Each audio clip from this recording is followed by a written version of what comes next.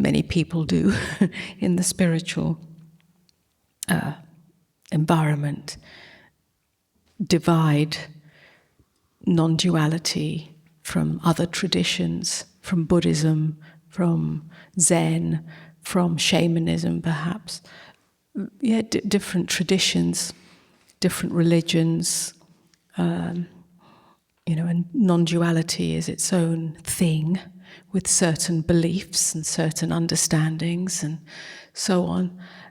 But if you really look into it, not look into it, but look into oneself, the heart of truth, all truths, from which all traditions and spirituality and religion stems and eventually becomes distorted and divided. But all of it is non-dual. The great mystics are non-dual. Great prophets are non-dual. And so on. At the heart of all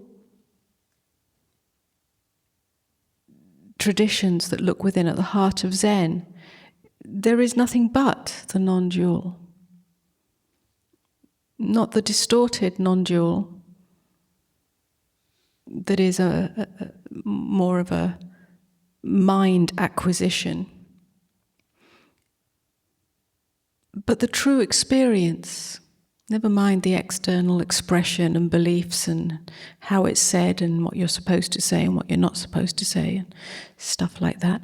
But the experience of the end of separation, ultimately.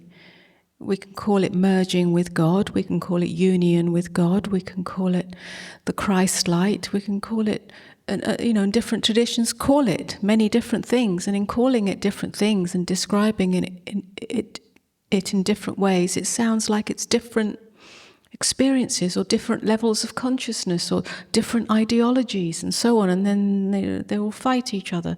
How ridiculous. But at the heart of it, the Christ light, the emptiness of Zen, Buddha nature,